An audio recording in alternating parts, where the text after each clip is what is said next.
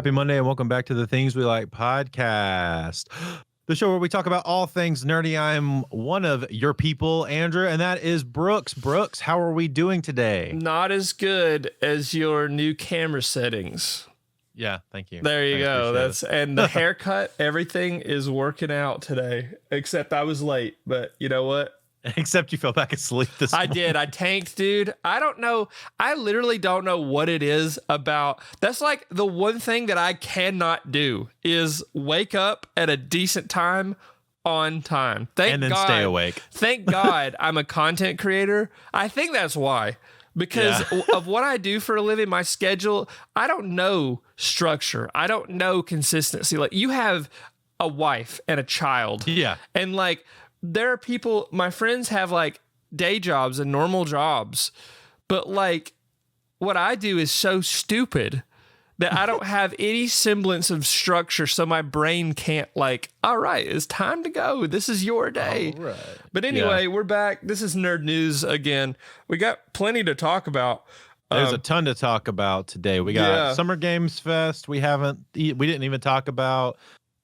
We have the Nintendo Direct, which we reacted to last week. Yeah. And we can kind of go over just like a little bit of the general conversation around those things. There's more to go over for that I want to talk about because I mean, shout out to Arlo again. I would love to interview Arlo eventually someday. One of these days. There's a lot of new happenings in the world of Dungeons and Dragons and tabletop gaming, so that's cool.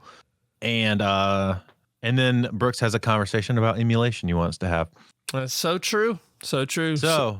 But first things first, let's talk about Summer Games Fest 2024. It was a ton that happened that we did not even get to talk about. I gave you a giant list of if you want to, Brooks, I sent you the big list of everything that was announced. Guys and gals and my thems and theys in the chat. All of these links should be in the description of this video. So, I can put it in while we're talking about it. Yeah, should be there. But just doing a general overview of things that got released. The big thing. So we got another teaser trailer for Star Wars Outlaws. I think people are still really like, it's cool, guys, but also, is it gonna work? And I feel like that's the general consensus around that right now. The other one was the new Dragon Ball game, Sparking Zero. And there's actually a little bit of controversy around that one too, which is interesting. It's weird because I watched. Hold on, I'm gonna go to it. So if you ever want any sort of regular update, just go to the King. Donkey's E3 2024. So it's not even E3. It's just like it's just his E3. Yeah. The games that got released. Let's see. The game was about a man shooting people with a gun. Today, games have become much more diverse because now every game is about a woman hitting people with a sword. The only sword-hitting game I care about is Elden Ring 2. Queen America is back, and you can summon her with your bell. I don't know why they changed the name. So yeah, they have cool games like that. There's the Wukong game. What is it called? Too. That's Monkey Row, Sekiro. Monkey Row. So that's the I was Black mainly Myth, looking Wukong, okay, that's cool. Shout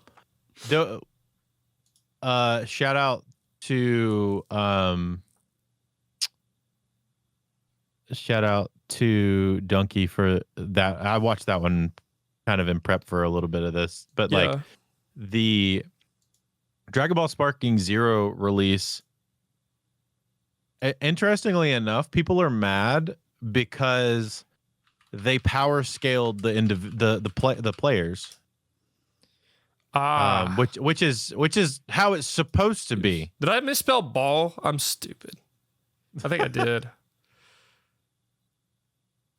Yeah, they power scaled all of the players or all of the characters. So like if you're playing Yamcha versus Broly, like Broly's gonna do like way more, which makes sense. Just because of like the nature of the characters, and people are mad about that. And I think what it comes down to is if somebody's pulling up playing Yamcha, you better be scared because you're about to get your butt handed to you. Right. Yeah. I think it's like, oh, you can make it harder on yourself by playing like lower tiered quote unquote characters. I really like it. I like that concept. I'm not sure why people are mad about it. They want everybody to be on an equal playing field, but like, I don't know. I think that's cool. I think it's better that way. It's also very true to like the idea of Dragon Ball in general. Yeah, I don't know much about I really don't know much about the Dragon Ball games, but I see what you're saying for sure. Well, it's like if in Smash Bros you played as like, we'll say Marth, and he was awesome, and then you played as like Olimar or something, and Olimar was just inherently weaker. Yeah, because he's little. Because he's smaller, and yeah. Or like Ganon versus Pichu or something like. Yeah. Or Ganondorf. Ganon's the monster, but Ganondorf. Yeah. You know what I mean? But that's pretty wild. Yeah. So I've seen a bunch of people talking about it. I think I saw your boy Carthu talking about it a little bit too. And he was like, why in the world would that not be the way that this happens? Like, it makes so much sense. That is the one man on this planet that I do not want to debate anything Dragon Ball with. I'm just like, I'd rather not, because the dude knows. He knows. That's what he does, you know? So it's like, he knows. Yep. So the next one was, and you have the Switch one pulled up, I do. The next one was Batman Arkham Shadow. Oh yeah, I heard about that. Oops. In VR. Oh. You could really feel like you're Batman. Yeah, exactly. You're still on the Nintendo Direct. Do I need to go to the? We're on Summer Game Fest. Okay. Oh, is it? It's also in the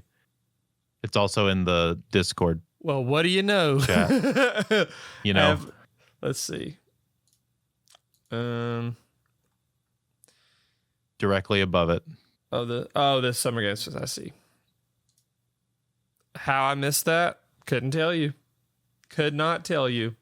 You didn't scroll up quite far enough. But you can scroll down. So yeah, there you can go through some stuff. Yeah. This is what I'm looking at right now. Okay. No More Room in Hell 2. Yeah. Star Wars, and then Civ 7, Dragon Ball, Sparking Zero. This one. But that's where I'm at. Yeah. Batman Arkham Shadow trailer. Of course, the sun disappeared now. It's going to be a MetaQuest 3 exclusive, which I don't know how many people. It seems like it's going to be really cool. I've not done a lot of VR gaming myself. That's kind of a world that I'm not super deep into. Me neither, because I've played it at like a friend's house, and it's crazy because like there's this one game where you like stand on a board and it's like overlooking a city, and you walk out, and like if somebody pushes you, you freak out because you like you're so immersed in it. Well, yeah, it's wild because. Especially people who are like afraid of heights, you know. I can't get it in the center of the shot. Yeah. There we go. But I need to play the Arkham games because, like, from what I know, that people love them. Not the new Suicide Squad game though. No, but like all of the Arkham trilogy, the main Arkham line trilogy. Like, what is it? Arkham Knight, Arkham Asylum, and Arkham one more. There's one more. Somebody knows better than me. But City. Arkham City, yeah. So yeah, Arkham Shadow. I'm interested. I feel like that's probably going to give people some. I feel like that might start giving people some motion sickness because that game is very, very, very like. It's pretty quick. The combat is like pretty fast paced. A lot of people haven't gone through the training of Batman. Got to think of that. Yeah, that's true. Yeah, that's true. Yeah, and the other thing is, it's like I feel like this is going to be a big thing. Chaz was saying, I'm trying to avoid getting the meta, the quest at all costs, and it's like I understand that. I'm not like a big fan of the meta quest stuff as far as like meta owning, just meta being what it is, and it being staring into my eyes all the time. Not a big fan of that thought. Great, but, IGN. Sorry. Go back down. Yeah. The IGN keeps crashing on you. I know. But yeah, I don't know. I don't know. But I think this is gonna sell a lot of people on getting the meta quests. Oh yeah, especially 3. any of the Batman games is like really big. All right, so we got Street Fighter 6, which is pretty cool. Blumhouse games. So they're usually like indie horror kind of. Yep. Getting some new Blumhouse indie horror games. Theater of Idols, Power Rangers, Mighty Morphin Power, Rita's Rewind, huh? Yep. It's a beat 'em up. Like a mech game. Mecha. What is this? Mecha Break? Mecha Break, yeah. I need to go back and watch all these, honestly. Alan the Wake first 2. Descendant. Alan Wake 2 DLC, which I think is already out now. Oh, it's the DLC. Yeah, it's the DLC to the last Alan Wake game. Skate gameplay. Oh, hell yeah. It's nothing compared to the Goofy one, but, you know, it is what it is. Yeah. Skate gameplay. Valorant. I don't know how much skate gameplay. Skate gameplay is basically just like, hey, we're about to start playtesting. Yeah. Which means nothing. You know what I mean? We've got Mungus Pizza. Yeah, which we already knew because they dropped that on the Switch. I want to see this. Well. This looks really cool. What is this? Dune Awakening. Well, I'm not going to be able to see it here because this damn thing is going to crash. Yeah. That's fine. Fucking we can bullshit. come back. We can come back to it. Fix your website. What the fuck? Whatever. Fuck them. Dune. There's not like a ton. It's like there's a bunch of cool games. I want to see this. Yeah, there's a bunch of cool games, but it's not like, I don't know. There's nothing that's screaming like mega big time. Wow. To me. But I see a narrow way, a path that might have been. That looks badass. That does look pretty cool. What if my mother had obeyed her orders and given birth to a girl? Everything would change. Dr. Yue exposed before his betrayal. A world where my father lives. House Atreides surviving the Battle of Arrakeen. Sardaukar deployed to protect the spice melange. That's sick. Okay. I love this. Muad'Dib. No, Lisan al-Gaib. No, Kwisatz Haderach. All of my visions lead to horror. Except for this one. This one leads to you.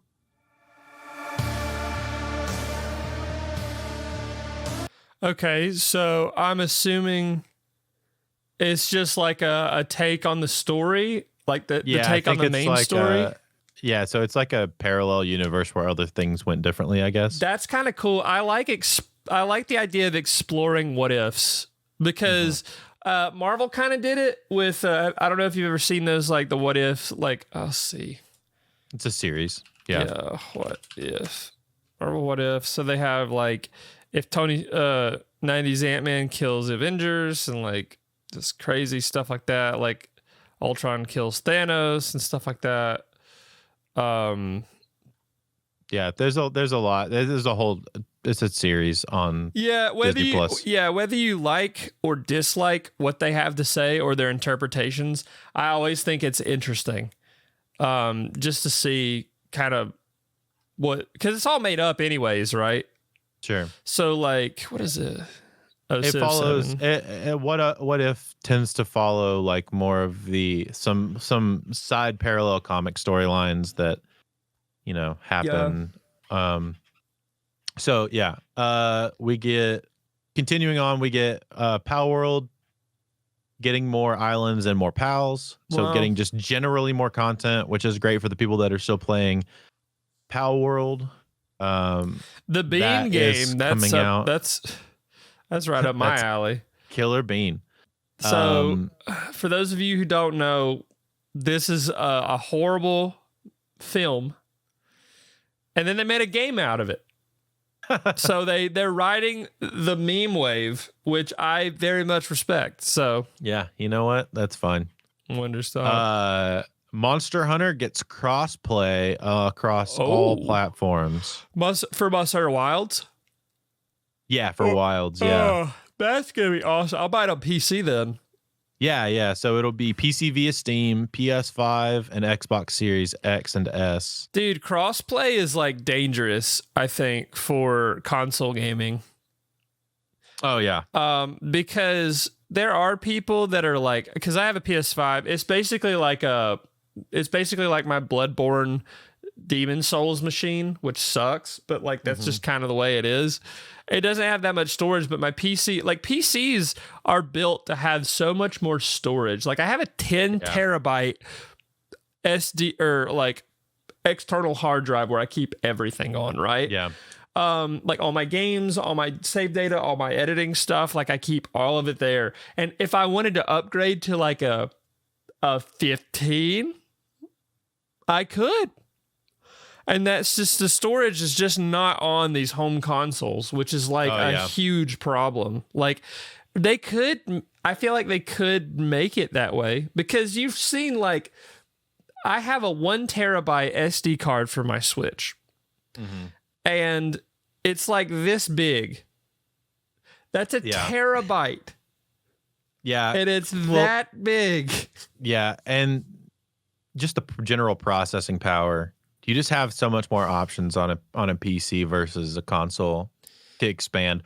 But I would say a console is there for people who generally like to play convenience. It's more for a convenience factor rather than, they want to play on their screen, sitting on their couch. I really wish that there was some form of PC available, like that wasn't a giant tower, that I could put next to my TV and play like a console. Right. The thing is, for that, it caters to a specific lifestyle. Because for me, let's say I had my own place and I'm just me, just a single dude, just chilling, I could set my TV up next to my PC and run my giant TV as a monitor, right? Yeah. Technically it's possible, but you're right.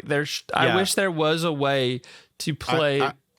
I really would wish, and they kind of started the Steam Machine was like a version of this back in the day. And I wish something like that existed, where it was like a PC based around SteamOS, essentially, where we could play PC games from Steam and, expand however we needed to from the GPU or CPU or whatever. We can expand it how much ever we needed to or wanted to.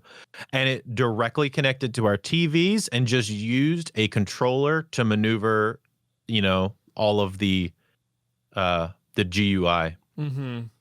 Like that's just how it maneuvered, was through a controller instead of like a mouse click and stuff. I don't know. That is a dream for me, because I would love. There's a bunch of Steam games that I know that my wife would love to play, or that I would love to play regularly. That because it's PC only, or may come to Switch in like 2 years, but I already have it on Steam. She's probably never going to play those games and never enjoy those games because they're not accessible. Yeah, because it's hard. It's hard for people to, like, even for me, like, we'll transition to this, the Elden Ring DLC, which I'm hopefully going to be able to play tonight and stream it. If not tonight, tomorrow.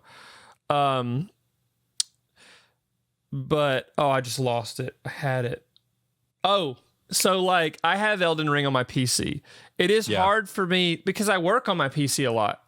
So like it's hard for me to transition to like work mode to like, all right, now I'm going to just chill because I'm in the same spot. I'm in the same physical space. I'm in the same headspace. And it's like, I'd love to transition it over to like a couch or my TV or whatever. There's a term for this. There's a technical term. It's called context switching. So it's why whenever you, that's why people say never work in bed. Like working on your laptop in bed is like really, really not great for you because then whenever you try to go to sleep at night without your laptop, you're thinking about work and like your brain's in work mode still. Well, I think too, for people like me who, their office setup is relegated to their bedroom because of lack of space. Like, dude, it will fuck you up really bad because it's 100%. So easy to like, and people, this is just a very a little side tangent, but people say the grass is greener on the other side all the time. Like people who work, regular jobs and they work like, the 9-to-5 schedule. Like they're like, oh, I'd love to work from home. I'd love to just stay home and work from home. I'm like, if you've never done it, like you probably would hate it because at first you'd be like, oh yeah, I just get to like sleep in and just work in my pajamas and stuff like that. It's not like that.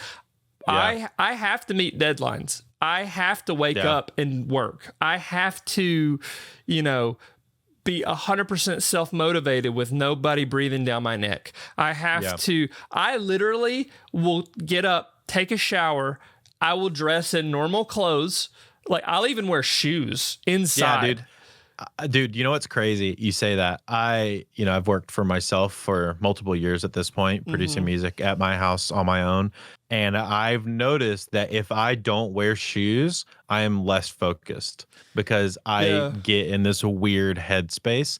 And, back to like the being in the same room thing, like there are small ways that you can switch from like its work mode to its like chill game mode. And a big part of that, I mean, for your specific setup, a big part of that is going to be when you're at your computer, it's work time generally. Yeah. And then when you're in bed or sitting on like a couch or something with a console or a game controller in your hand, it's game and chill time.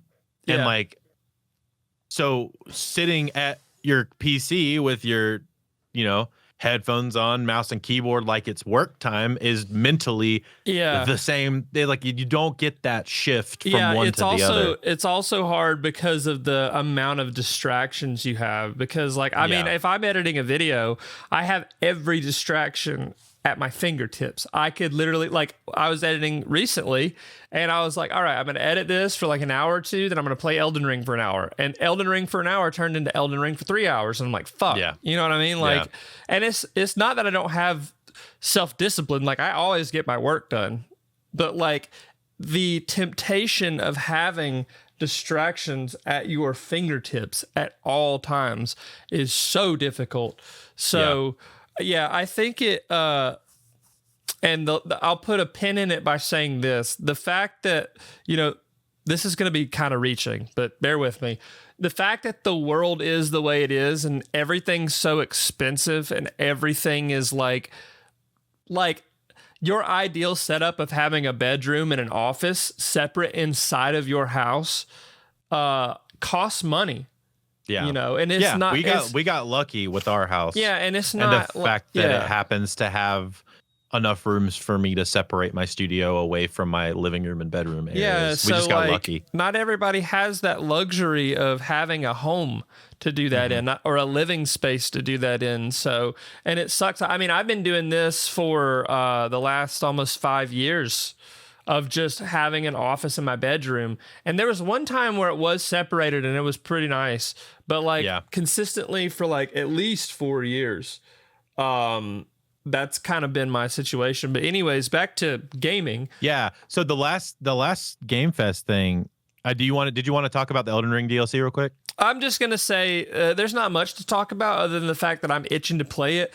And I've been spoiler free. It seems very hard. I've from heard. From the conversations that I've seen about it, it's like, bro, if you thought original Elden Ring was hard, that was a freaking cakewalk compared to this Erd Tree stuff, dude. That this is really damn hard, and people are complaining about the difficulty in performance. Don't play Elden Ring. Play a different game. Miyazaki. You go to these types of games in order to make yourself frustrated. That is why you are a masochistic person. You like playing these types of games. Completely erratic moveset rendering. I will definitely figure that out as I go. Yeah, because probably. I'll play it myself. But I need a more honest review from you on that, because you'll know everybody that by I've next heard, week.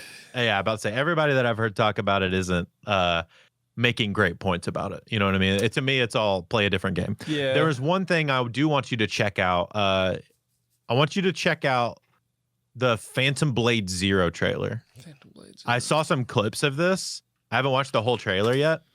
But it looks very much like a game that you're gonna want to play. Blade Zero, gotcha. Yeah. Okay. Well, that's the void again. Okay. Phantom Blade Zero. That's the one Ducky was talking about. Yeah. Is this a PS5 exclusive? I think so. Yeah. Not I know bad. it's a PS5. I know it's a PS5 game.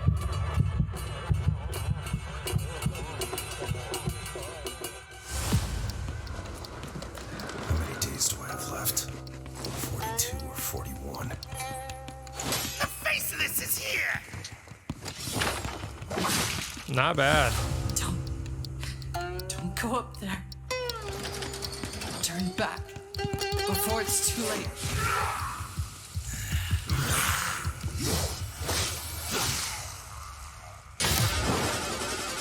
Wow.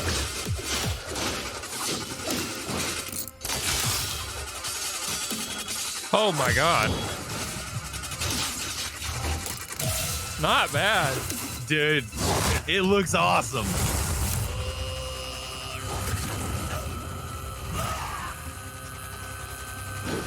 Holy shit. Commander Cleave. Yeah, dude. Wow. It kind of gives me like steampunk Sekiro vibes. Kind of, yeah. It's like it kind of looks like Sekiro combined with Lords of the Fallen. Yeah, there's a little bit of like steampunky like elements to it. Yeah. Oh my, that's Dude, crazy. that shot is so sick. That's the one I saw. Wow.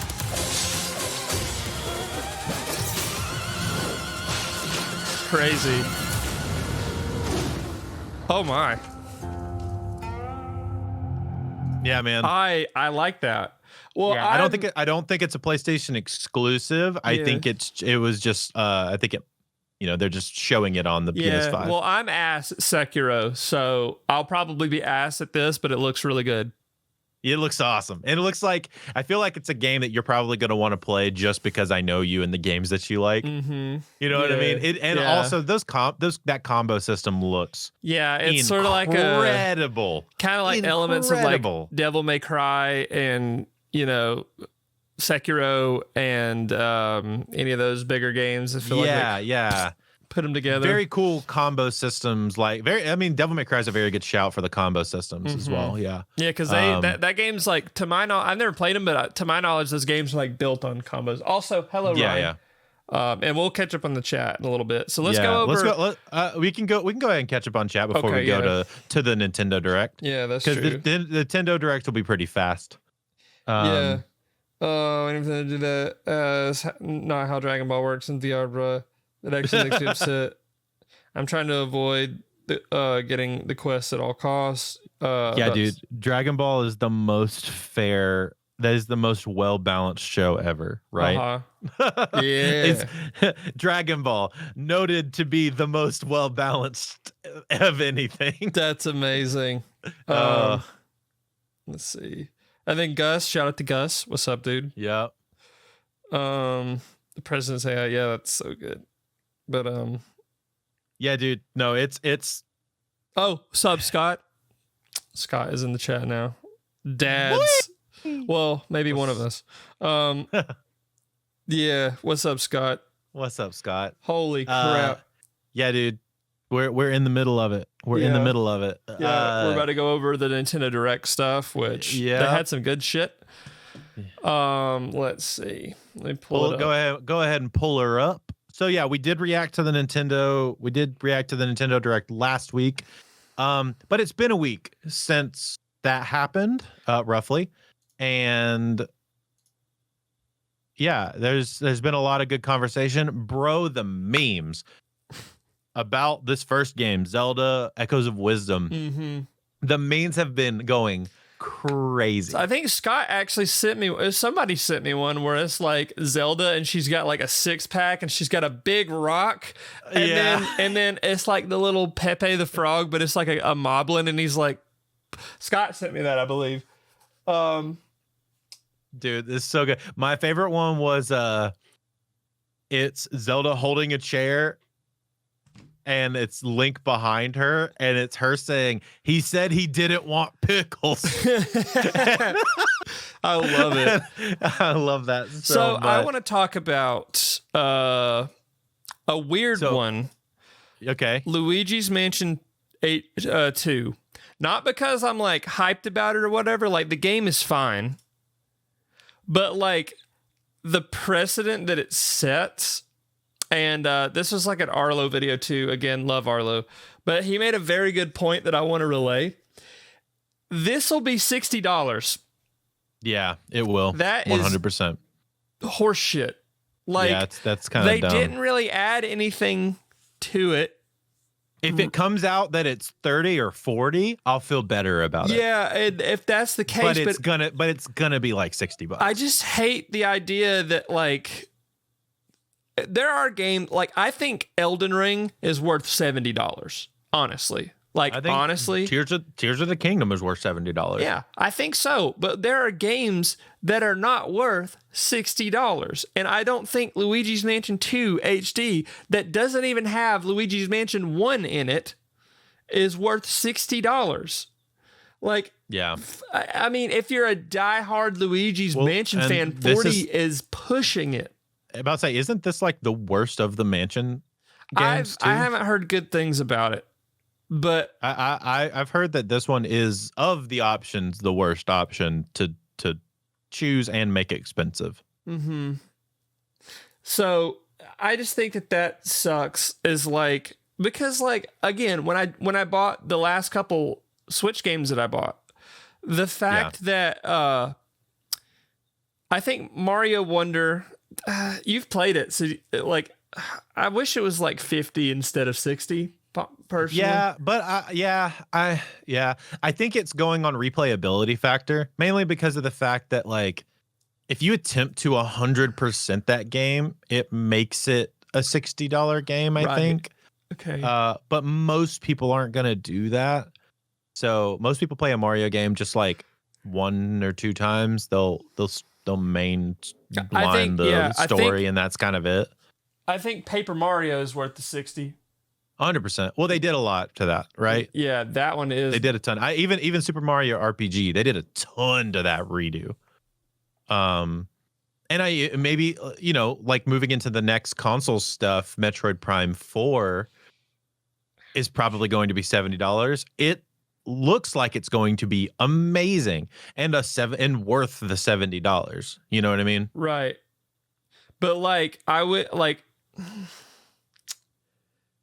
Some games are just not worth 60.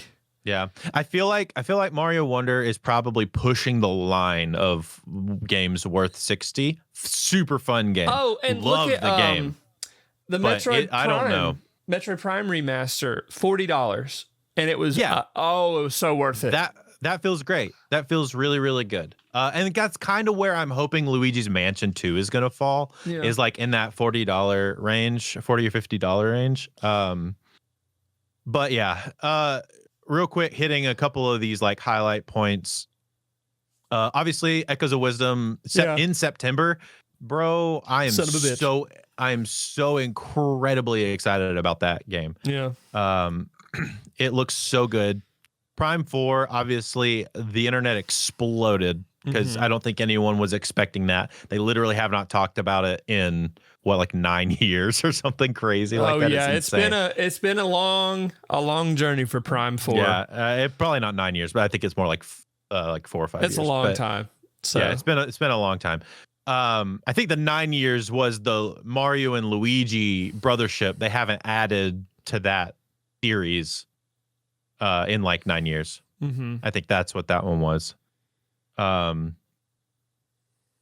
We were not quote unquote expecting it, and we've been expecting it for forever. Just that it came today, just out of nowhere, or this week out of nowhere, is crazy. Yep. I will say, the suit, Metroid Prime 4, the suit looks freaking sick. The HUD, the HUD looked new. I went back and watched it again, and the HUD looked new.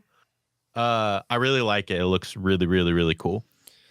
Sweet. Yeah. It looks super fun. I just want to know, my biggest thing about that game is I want to know, because Silux or whatever.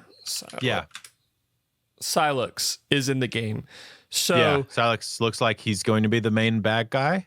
Yeah, which is, or one of many. Could be one of many. If you do the hunters route, if you go the hunters route and you have to fight all of the hunters, that could be a really cool I'm just twist. So interested to see where they take that, because like it says beyond. So are they gonna come out of, because like Metroid Prime Hunters happened, right? Yeah. Are they gonna come out of like the past? Is there gonna be like a time travel thing? Are they going to, or like a parallel dimension kind of thing? Or is it gonna be like a lot of Samus's like, well, because if that happens, then you could have like a lot of different past enemies from different, whatever, different, either dimensions or different timelines or whatever. What if you had an SAX? What if you had like a Queen Metroid or something like that? What if you had Ridley and Kraid and all this stuff? So I don't know. Go ahead and what's the Metroid Prime 3, the Dark Samus thing? What is that called? It's just Dark Samus, right? It's just pretty much like a phase on Samus. Go ahead and talk about, I'm going to step out for just a second. Yeah, you're good. I have a couple other things to talk about. Go ahead and you can mention the D&D stuff. Well, I'll save that in a second, just because. Yeah, give me 1 second. We're in the middle of this. I will be right back, and then I can wax poetic about some other things. Amazing. I'll leave you on this, and then I'll be right back. Yeah, that's fine. So a big thing about it that I'm excited about, as far as Metroid Prime 4, is I'm obviously this is going to be next console. I've seen a couple people saying that I saw a couple people saying that they think that the gameplay was pulled from the Switch 2 and that it looked weird. I'm not 100% sure I agree with that. There's a couple things that happen in that trailer that if it was on a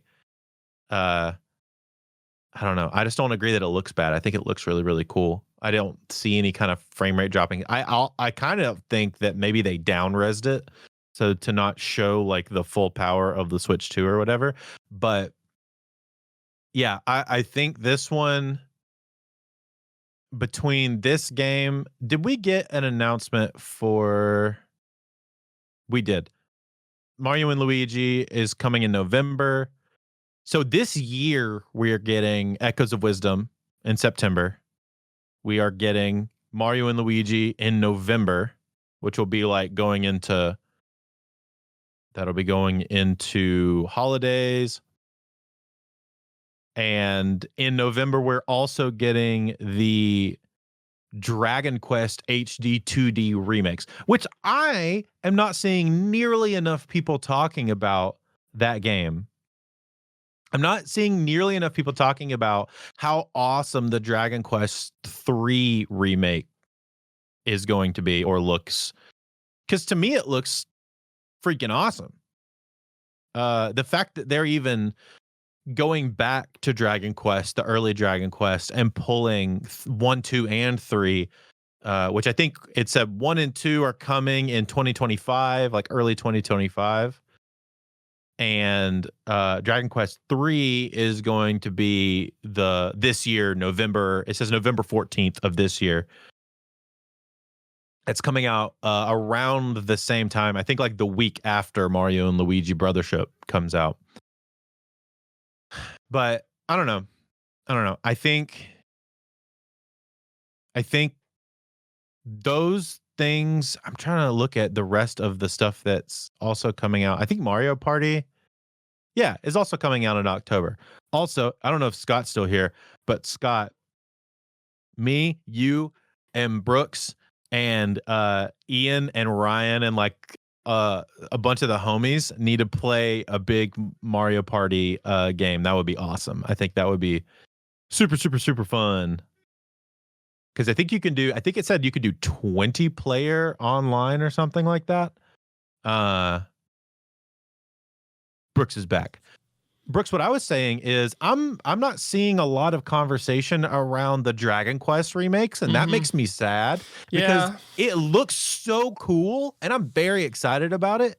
It comes out in November of this year, the third one does, and I don't see nearly enough people talking about how great that they're talking about the early Dragon Quests and also giving them such an upgrade. Oh, dude, yeah, because Dragon Quest was like, to my knowledge, when it came out, it predated Final Fantasy, didn't it?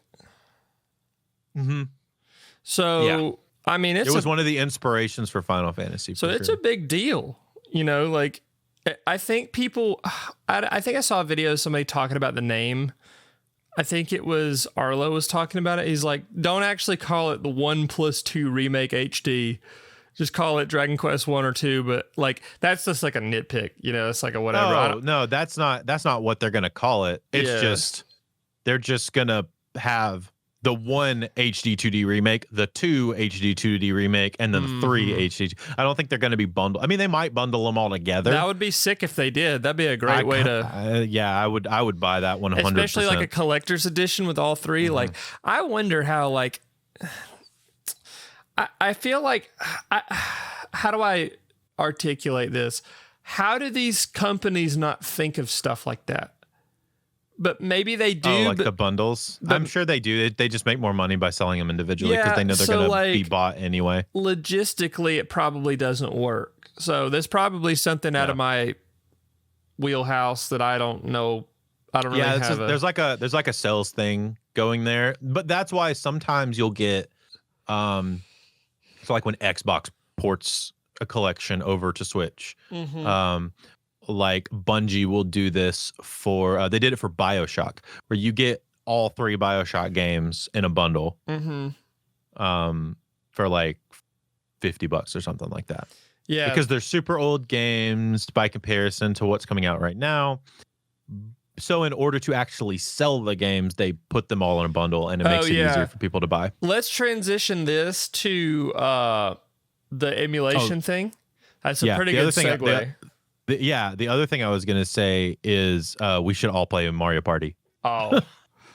Me, you, and Scott, and Ian, and Ryan. Oh, my God. That would be so much fun. Just get, like, in a big room together and play Mario Party and just ruin all of our friendships. On the terms of emulation, actually, I've seen a lot of love for the Marvel vs. Capcom Fighting Collection Arcade Classics games that are coming.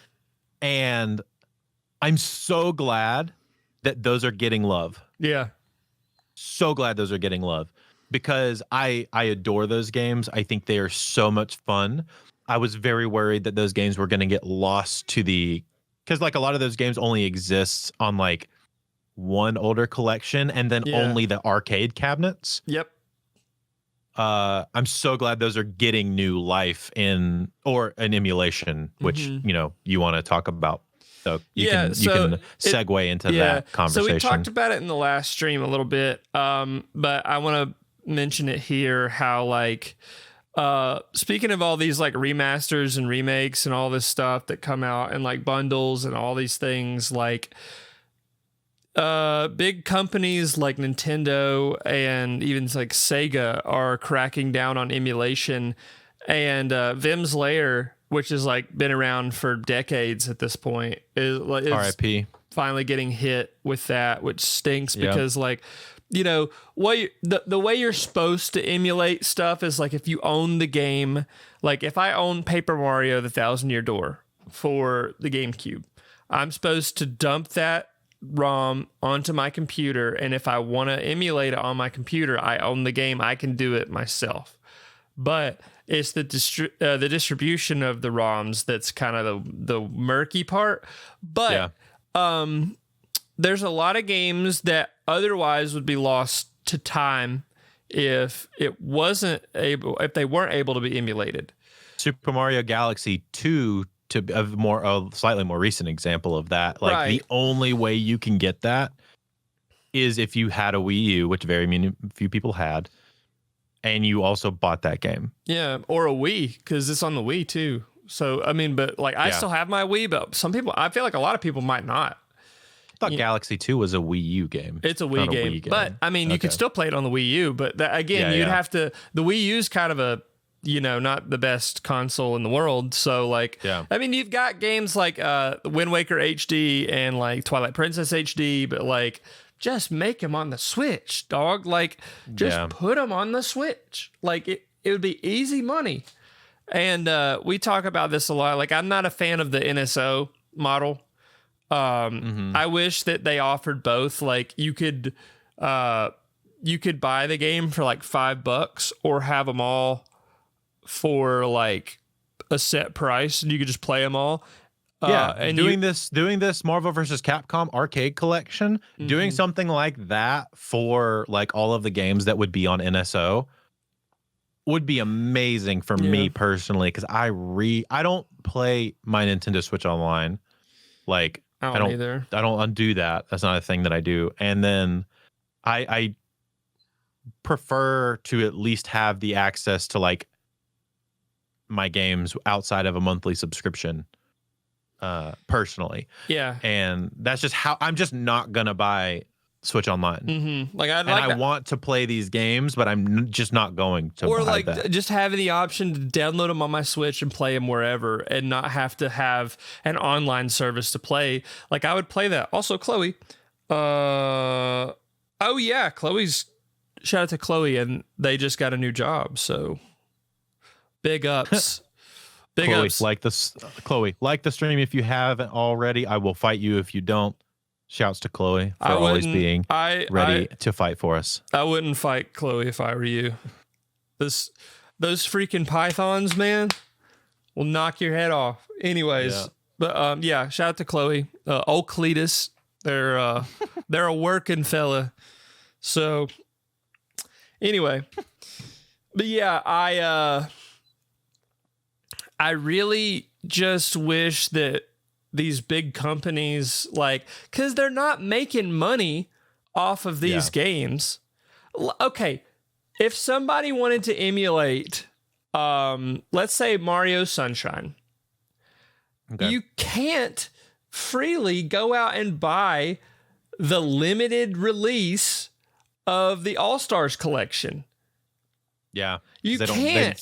They stopped selling it. Yeah. You can't do that. You can't unless you buy a Switch or a copy from someone who is going to charge you like $500 for it. And it is not worth it.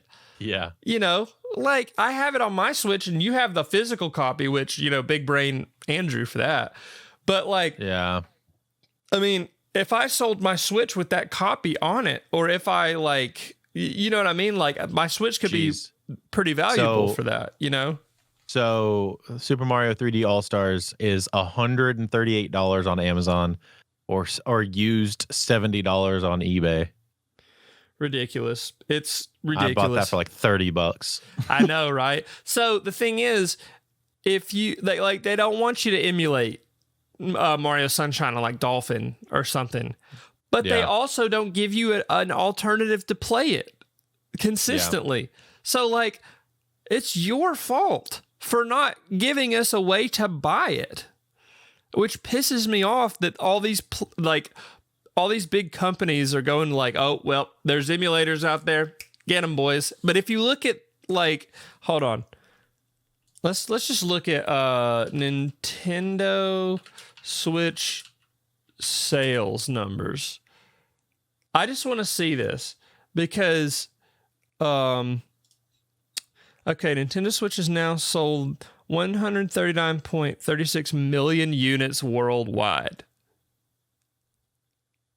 They're making fucking money. Yeah. Like,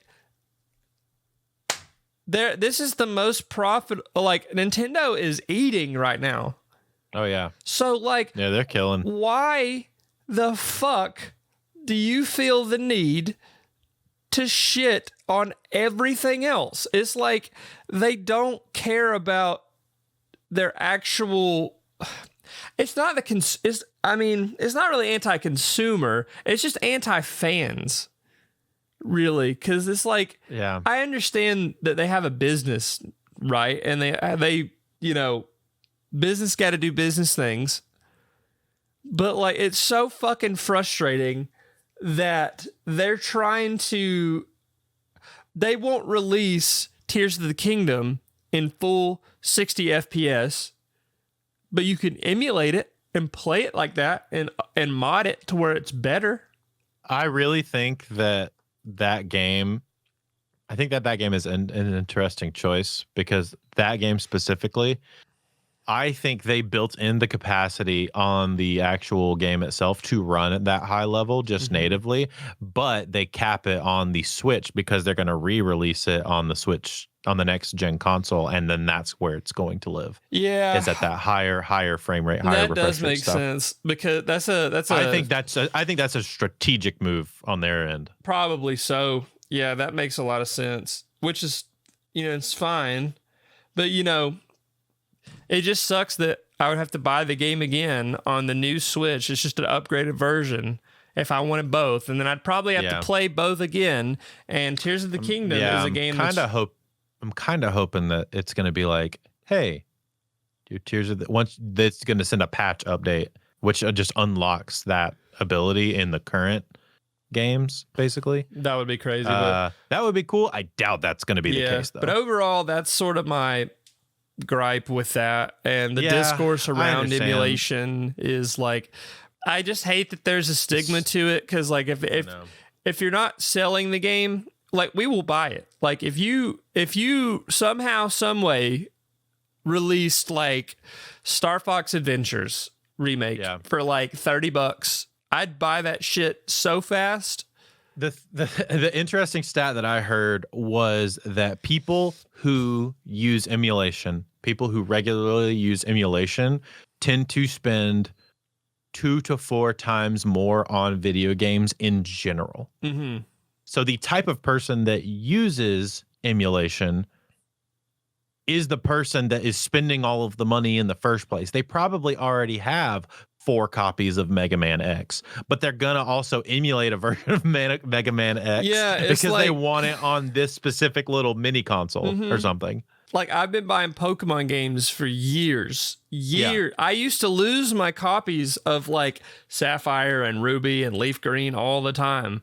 And I bought multiple copies of those back in the day. So forgive me if somehow, some way, I stumble across a ROM of Pokemon Leaf Green, a game that isn't sold in stores anywhere anymore, and I'm just playing it on my PC.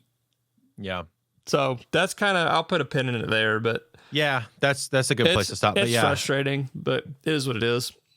Well, lastly, last thing I want to talk about. We've gone over the Summer Game Fest. We've gone over the Nintendo Direct stuff. There, outside of the things that we talked about, there was a bunch of random other games, but it wasn't like a ton of stuff. The last thing I wanted to talk about was this new conversation around Dungeons and Dragons that's going on right now. So, for those of you who don't follow the wide world of TTRPG space, Dungeons and Dragons is about to release their new system, I guess. Their new update for their system. So, 2014 Dungeons and Dragons 4 D&D 5 came out, which is version 5, which is what people have been playing on basically since then. This year, 2024, 10 years later, which has actually, I think, been the longest span of time between iterative releases. They have what is going to be called D&D 1 coming out, 1 D&D, which is their next forever iteration, I think, is how they're approaching it. Is it like a new meta, basically? So the idea is that it's how I've understood it, as it's been described by Wizards of the Coast, is that this is going to be more of a like modular setup. Mm-hmm. So that instead of having to do these big 5th edition, 4th edition, 3rd edition iterations and like rewriting all the rules and rechanging all of the stuff every time between editions, the 1 D&D moving forward is going to be more modular so that they can do essentially patch updates like you would do for a computer or a software. They can just send out updates and tweak slightly the rules over time. Positives of this, that makes it way easier and cheaper for everybody else moving forward and like, on the long run. So it's the DaVinci Resolve approach where it's like you get it once and then they'll just update it.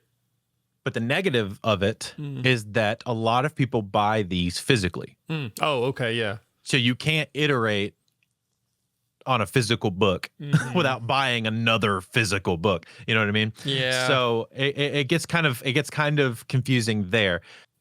A lot of D&D is played online. They use Wizards of the Coast recently acquired this company called D&D Beyond, which is a virtual it's a virtual system for it's what we're going to use to create your character. It's a character creation tool. So it's an aggregator that aggregates all of the numbers and systems in all of the books and then allows you to then implement that. It's a plug and play. It allows you to implement a thing into your character by just saying, I want my character to have this thing. So it's really cool. It feels like a video game. Yeah. Like the way that you do it feels very much like a video game, like an Elden Ring or like a Final Fantasy type game where you're like, I want my character to have this weapon. And so so on the website, you just plug the weapon in and then all of your like hit bonuses and damage and all of that shifts in your character sheets automatically. Yeah. So it's super cool. They acquired that. So because they acquired that, it is going to be a lot easier for them to roll out these iterative like things down the road. The negative part is they release a lot of books. Yeah, that's true. Since 2014, they've released like so many books that have like shifted small rules and things that you just kind of have to remember. So that has been a little bit of an issue kind of going down the line. Right. Well, I can see that the physical copy aspect could be cool if you like a specific rule set. Yes. And that's kind of where a lot of people like having the physicals, is because if they do change the rules, but D&D is big on homebrew. Homebrew meaning like you can kind of create your own, you can kind of hodgepodge your own rule set together based on the books, and kind of use your own rule set for your game at your table. That's why a lot of people like having physical books. A lot of people will still use rules from D&D 3.5 edition. Mm-hmm. It was like a half iteration they did for D&D third edition. They'll use a ton of rules from 3.5 in 5th edition because they kind of are close enough, and so they'll blend them together. And that's a very good example, Chaz. Homebrew is essentially the equivalent to modding in the gaming space. It's very, very similar. So the cool thing about all this new stuff, I say all that to say, they're releasing a new edition. They're rolling it out slowly. It's available for pre-order, which is kind of weird. There's some people that feel kind of weird about that because there's no pre-order bonuses that I know of right now. So they're just like expecting you to pre-order without any bonuses. I don't know why. I'll have to do some digging on if that's shifting or not later. But a lot of homebrew rules or regular rules that people use at their home tables are getting implemented into this new system, which is really cool. There's a lot of things that are changing as far as like they're trying to get away from the word like race. Like all of that terminology is moving away, which is really cool. And they're moving to words like lineage and things like that, which is pretty cool. And then whereas a lot of your stats used to be based off of your racial bonuses. Mm-hmm. So like I'm an orc, therefore I am strong and I can take a lot of hits. Therefore I get a +2 to strength and a +2 to con because I'm an orc. Mm-hmm. Kind of limits your character building ability, because what if you want to play an orc that's a dexterous or smart orc? Yeah, that it kind of pigeonholes you. So what they are doing, and I really like this change actually. Some people are feeling weird about feeling weird about this, mainly because they're just used to playing it a certain way. Yeah. They're shifting it into backgrounds. So your stats and all of your bonuses and stuff will actually come from the background that you choose, which makes way more sense for character creation. Yeah. So that you can say, I am any lineage. Now that lineage, I come from this background. And because I come from this background and my storyline, I am inherently good at, like, I am smarter because I come from this storyline, or I am. Well, yeah, that makes sense because like you could have like, if you wanted an orc mage, then your lineage would be orc, but your background is like, I don't know, like you come from like an academy, you know, like kind of like Elden Ring has Rey Lucaria, you know, like or like you come from the streets, and so you're more you have a charlatan background, so you are good at talking, you're good at lying to people, and you're you know, and you're really sneaky. I love that from a character creation standpoint. That makes way more sense. I like that. I do for somebody who's like ignorant to the D&D world, I do like that just from as an outside perspective. Like that is really cool. So and before, backgrounds were a thing before, but before they would only give you things like what languages you know, like give you some more languages that you know, or some like tool proficiencies. So a lot of people were like kind of meh on the backgrounds as a whole. It was more of just like a flavor thing. Right. But now backgrounds mean a lot more because it gives you what your additional score points are going to be. That makes a lot of sense. I like that. Yeah. It's a lot. And from like a building standpoint, it makes a lot more sense from you coming up with your character's identity. It sounds a lot more user friendly too. Yes, very much so. Yeah. Especially for new people. Because you can say, oh, well, I'm an elf, but I come from, I don't know, like I'm an elf who went to this wizard school. Therefore, it makes sense that I'm really smart. Yeah. Or I'm an elf that came from the slums. It makes sense that I'm really good at sneaking around. Yeah. Stuff like that. I like that a lot. And it builds story. It's like a story beat too. Like exactly. Yes, because all of D&D is just based around the story that you're trying to tell with your character. Yeah, it's a fantasy, but you actually can like it's like a fantasy and also a friendly competition of like, where do these characters go, and like how well can you build these characters, and like how can you utilize their strengths and weaknesses, and XYZ, all the fun stuff. So that is like kind of like a positive. There's some negatives as well. Some classes are getting a little bit. Some people are saying they're getting nerfed. I'm not 100% sure that they're getting nerfed. I think they're getting balanced a little bit more or shifted in a way. So a really good example is Paladin, who generally has the thing called Divine Smite. Divine Smite has always been, I attack. If I hit, I can put magic into my attack and like use a Divine Smite. It takes a spell slot, and then that spell slot gives me like more power behind a hit. Now they've shifted that away, and they've made Divine Smite a spell, because normally that's just been a Paladin ability. Yeah. Right? So you have to be Paladin to have a Smite ability. Yeah. They've now taken that away and made it a spell, which is good for other classes, because now other classes have access to that, right? But it's bad for a Paladin, because before a Paladin could hit and just say, and I smite, and then it just happens. So it's like an at-will thing.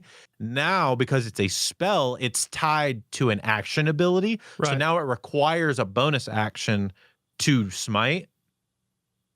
And because of that, it means you can only do it once per turn, and not only can you only do it once per turn, which normally you could do it on every attack, but now also you can only, it's tied to something that requires like action economy is what it's called. So like you have an action, a bonus action, movement.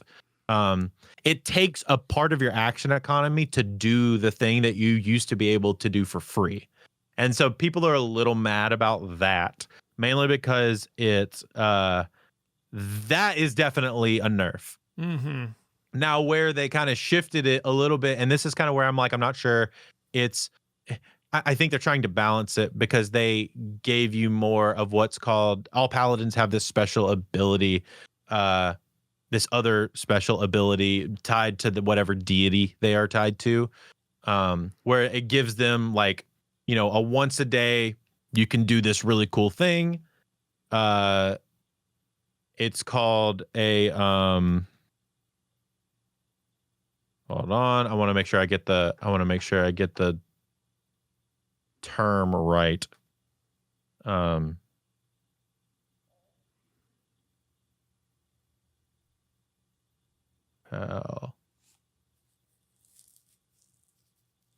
Let's see.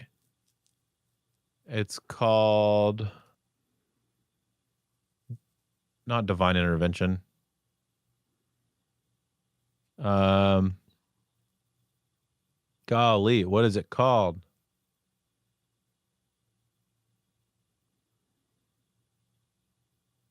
It is called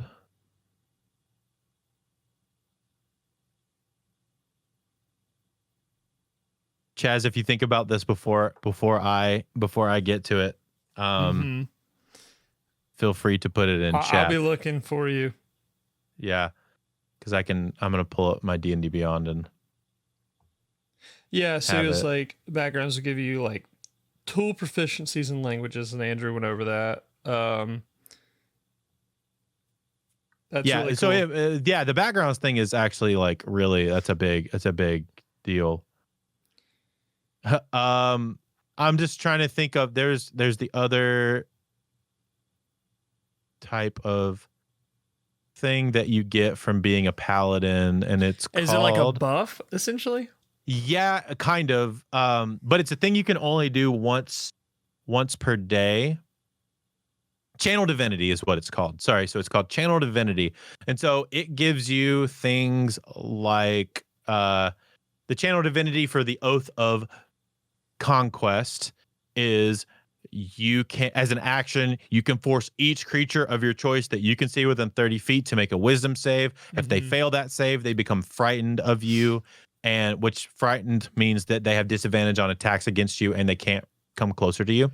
So like you can just do that That's a thing that you can just do once a day. Sick.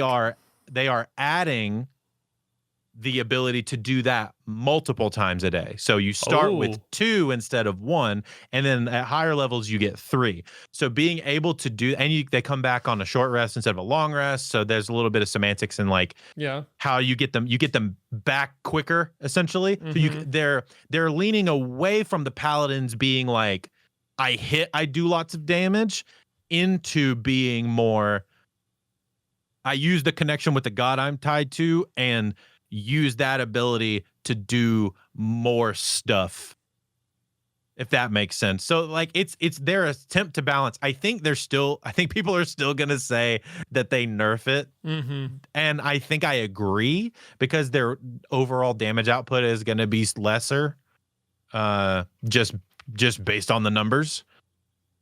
People play paladins generally to do a crap ton of damage, but yeah, that's kind of the general consensus. They're still dropping classes. They haven't actually dropped the book yet. So if you guys are interested and you want to keep paying attention, like today, I think they're dropping the video on the rogue class update. So like at the Dungeons and Dragons YouTube channel, they're dropping all of these things. And like there's some other channels that are doing more like overview things of the class as a basically new D&D is about to come out. I'm very excited. I'm very excited about the new stuff. I'm not sure how I'm going to like things getting nerfed. But I also feel like other things are probably going to get broken in different ways. There's always that. Yeah. So I feel like they're always going to have balancing problems. I feel like a warlock, who I really like playing warlocks. Warlocks are going to get. Are they usually like magic based or? Yeah, they're magic based, and they have normally been like, I don't know. In general, they're normally like not necessarily weaker, more just like not quite as a heavy hitter as a lot of your other magic based stuff. They don't do quite as much. But with the new stuff that they're adding, they've made them insanely strong. Good, some of the new stuff they've added, they've made them like borderline broken.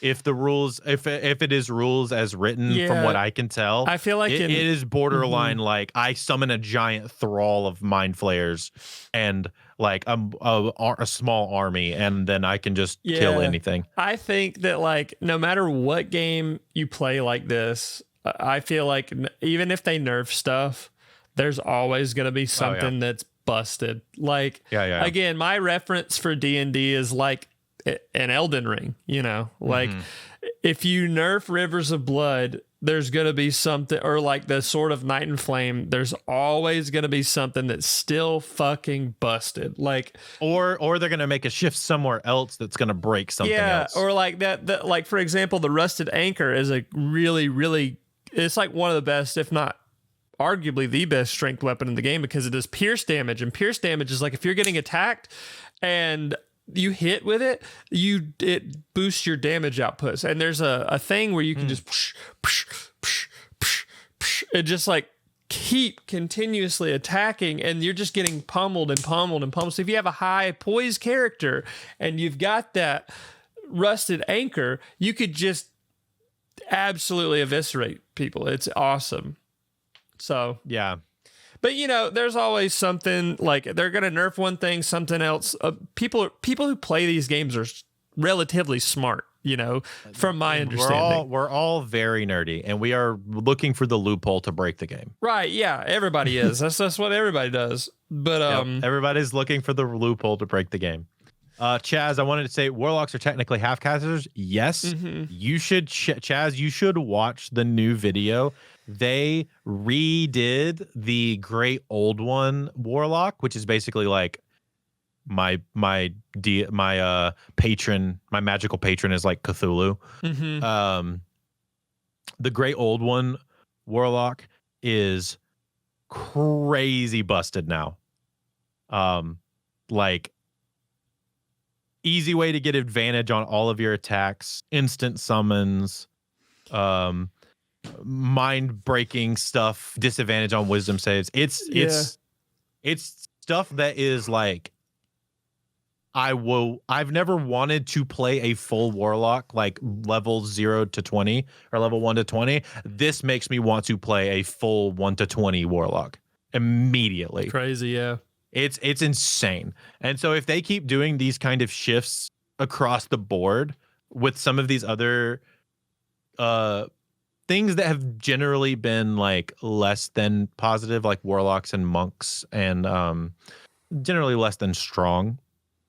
Rangers is another really good example. If they keep making these shifts, it's going to be like the power is basically going to go away from the things that have traditionally been really, really strong, and it's going to shift into the things that have. They're gonna like swing the pendulum really hard the other way on accident. Isn't that like kind of sort of similar to like maybe Magic the Gathering, where you've got, or like any sort of card game? They're owned by the same company. Yeah, right. So you've got like, let's say you've got like a meta that's like super fucking busted, and then like when they update, because like I'm aware that Magic updates a lot, so people like to play it online, which is cool instead of having the physical cards. Because like if you keep up with Magic, like you could have a deck that's fucking busted and a card that like breaks the whole game. And then in the next series, like you can't use that because it's not in the meta. It's not in like the. Well, generally, what it generally means is they ban like a handful of cards, and then that card goes into the ban list, and it happens in Yu-Gi-Oh all the time. Oh yeah, Yu-Gi-Oh is crazy. A card will go into the ban list, and so it will destroy a deck immediately. They'll ban like 3 cards that make the deck work, and then that whole deck goes away. So you have to build a new meta deck, basically. Based on and they'll add other cards, or they'll bring some cards so it's off. Like they take out, bring some cards off the ban list and stuff. So they'll take out the really good cards, but then somebody somehow, some way finds even more cards in that meta, and then the next time they have to ban those. So it's just kind of sort of like and it's not even that they just keep banning cards. It's they'll ban cards and then unban other cards as well. Right. Yeah. So it's never done to be like stupid and just restrictive just for the sake of doing it, you know. Sure. D&D is not so much that way because they don't iterate that quickly. Where like Magic the Gathering and Yu-Gi-Oh, like they'll have a ban list come out every like couple months and it'll screw people up. But D&D is generally they generally don't iterate quite that fast. Yeah. And so what people will do is just make their own rules. That's exactly, and that's probably how all of this is going to go. They're going to release all this stuff, and people are going to be like, hate this. I'm just going to use these rules that I like from the old one and these rules that I like from the new one and make my own thing. And I kind of think that's how they're approaching it anyway, because they're making all this new stuff, like they're making all this new stuff more malleable in between each other. Yeah.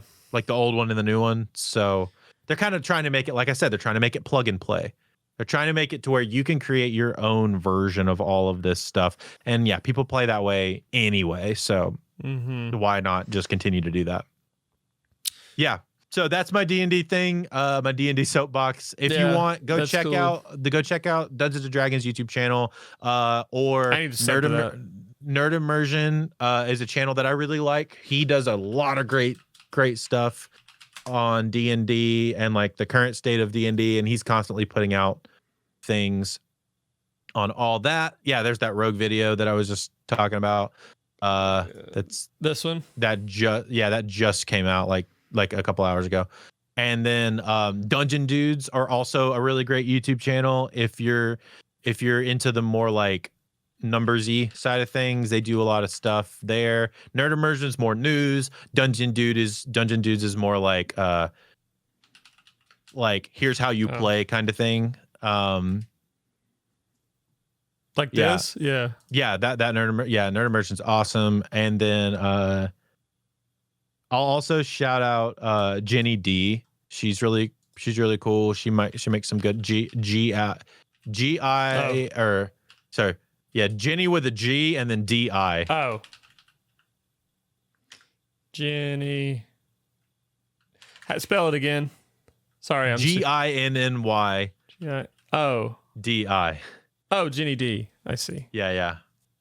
She's great. Cool. She's also does like cosplay stuff and like she's really cool. Jenny I really D. like her stuff. She's very much like welcoming the world of like female players into That's tabletop cool. or TTRPG stuff. She's freaking awesome. And she's also very, very, very, very, very good at like DMing and stuff. I watch a lot of her things. I really like her a lot. Yeah, that's shout cool. out her for being being a very cool voice in the D&D space. That's really cool. I like that. Also, the blue hair is pretty rad in GL. Yeah. Speaking as somebody who Has none. I could just paint my head blue if I wanted to, I guess. Just, Yeah, dude. just paint the avatar of Arrow on my head. People have been there you go. People literally like, bro, you should just totally get that tattoo. I'm like, I'm not. I almost said I'm not fucking stupid, but then I'm like, well, if the shoe PogChamp, baby. if the shoe fits, PogChamp, baby. dude, yeah, man. Sometimes you got to call a spade, man. But anyway, any final thoughts on anything that we talked about today? I feel like I'm good. Excited about a lot of the video games that are about to come out in like the back half of the year. Yeah, starting in September with that Zelda game, we're about to have like a time, dude. Yeah, I feel like go. This is a really, I mean, there are some stupid things happening, but I feel like now is like the best time in the world to be a gamer because there's so many options. It's so inclusive. It's so just like there's something for everyone to love. And like I remember, so you're a little older than me, but I remember growing up in high school, people like. I was afraid to tell people that I liked video games and Pokemon and like Nintendo stuff. Dude. And like, because people just didn't, they would be like, what? That's what? Like weird, you know? And like when you're younger, that kind of stuff, like it affects you. Like now we don't care. Like I don't care. Yeah. I can't, I like literally cannot be embarrassed anymore. Like I've lost the ability to be embarrassed. But like when you're a younger person and a young kid and you're trying to find your way, it's all that stuff means so much more to you. So like, now is a great time to be like a gamer, somebody who loves like D&D, tabletop stuff, like all of this stuff, all the nerdy stuff that we like, you know, things we like, but all the things that we like it's acceptable now, which is cool because like usually gamers and nerds were like the outcasts and like very super to themselves kind of people and it wasn't popular, but now everything's popular. Yeah. You know, there's parts of me that like really love the fact that it's super popular. There's a small part of me as like a older nerd who's been, you know, into this stuff for a really long time, you know, for 20 plus years and being like, man, a lot of people take it for granted how just open and like cool with all this everyone is. Yeah. But at the same time, I'm very happy that a lot of people don't have to deal with all the bullcrap that a lot of us put up with earlier on, and that it is very cool that people can make a living off of D&D content and video game content nowadays, or playing D&D. There are literally people that get to play Dungeons and Dragons for a living, and that is super cool. It's nice, yeah. I like it. Yep. But I'm good after that. So after that little perspective, so you can go ahead and sign us off. Hey, thank you so much for listening to this episode of the Things We Like podcast. If you want to come hang out with us live in the chat, feel free to hop on over to @BadLuckBrooks. That's Brooksy over there's channel where we stream for the rest of the next couple months, starting in August. That will change to where we post our VODs, which is the @Things We Like pod channel on YouTube. We will be streaming there after the summer is over, and we're very excited about that. We got some stuff cooking up for that I'm very pumped about. If you don't like watching our faces for any reason, I totally understand. We also have all of the audio going up on all audio podcast platforms. Just search Things We Like podcast and it will come up. You'll see our big old heads, and you can listen. You can listen. That was good. I like that. You can listen to us on audio only there, and not have to, you know, be seated in one place. You can do it while you run, or do it while you drive, do it while you walk, do it while you sit, do it while you stand, do it while you shit, whatever. That's But great. outside of that, like, subscribe, share it with somebody. And yeah, Brooks, how are we going to end off today? Being a nerd is the best thing on the planet. It's okay. You can be a nerd. It's okay. We love you.